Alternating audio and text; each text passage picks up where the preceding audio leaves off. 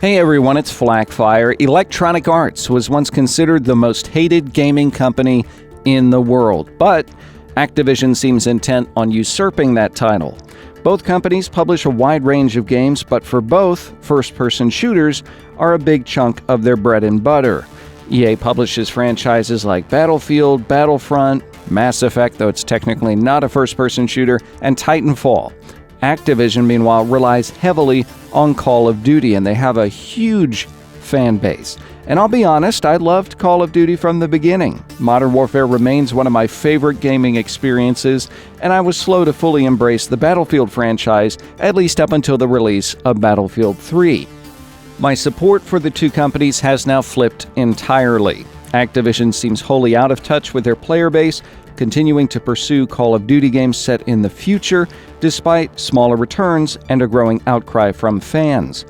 Their game design and downloadable content has grown more exploitive with each entry into the franchise. Instead of creating more compelling gameplay experiences, Activision has focused efforts on monetizing personalization options in Call of Duty.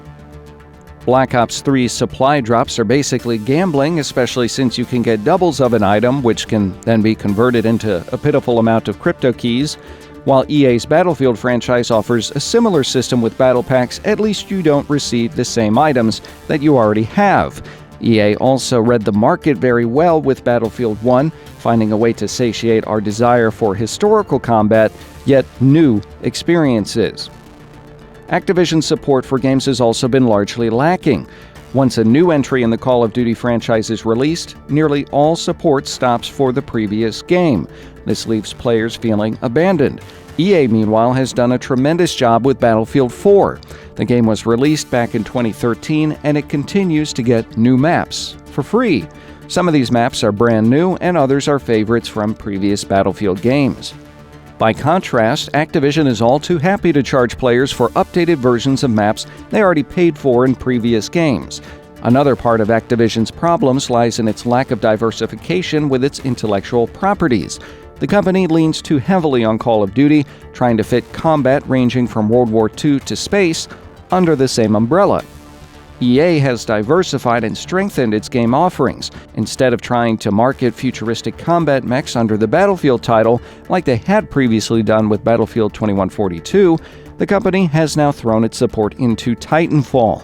When it comes to space battles, EA has Mass Effect. This is a result of very smart and forward-thinking business strategy. As a result, fans are never disappointed when they're told Titanfall 2 will have Titans or Mass Effect Andromeda is set in space. There are no questions or outcry because it is what fans of those series love and expect. EA has also developed EA Access on Xbox One. If you're a fan of EA's different franchises, it's a tremendous deal. You get 10% off digital pre-orders, 10% off digital titles, 10% off in-game purchases, 10% off Season Pass-type subscriptions, and access to a library of games. At about $30 a year, it quickly pays for itself if you play many of EA's games. The library of games is actually impressive, and surprisingly, it doesn't take that long for games to wind up in the EA Access Vault.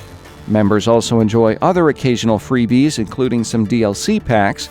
Recently, EA Access gave subscribers premium subscriptions to both Battlefield Hardline and Battlefield 4. That was a very pleasant surprise for me, as I had not purchased premium for Battlefield 4.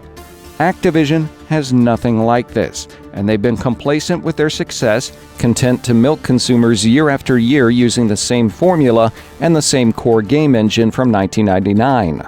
If EA was serious about forming a better relationship with their customers, Battlefield 1 is the golden opportunity, and I cannot stress that enough. The response to this game's announcement has been overwhelmingly positive.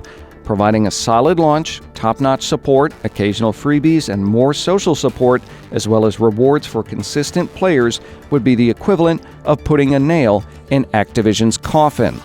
If they're looking to increase their exposure and get a chunk of that market share, now is the time to do it. As a gamer, I'd say the state of gaming over the last few years has been less than ideal. We've seen terrible launches of unfinished products like Tony Hawk's Pro Skater, dealt with poor post-launch support like The Division, and have seen all the wrong kinds of developer involvement like in Destiny. Before I purchase a game, I basically have to consider how screwed over I'm getting by the developer and publisher, and honestly, that really takes a lot of fun out of gaming. If EA and Battlefield 1 make it a no-brainer for players to choose their franchise over Call of Duty Infinite Warfare, Activision's goose is cooked for years to come. At that same time, Activision needs to step up to the plate. This is one of the beautiful things about capitalism.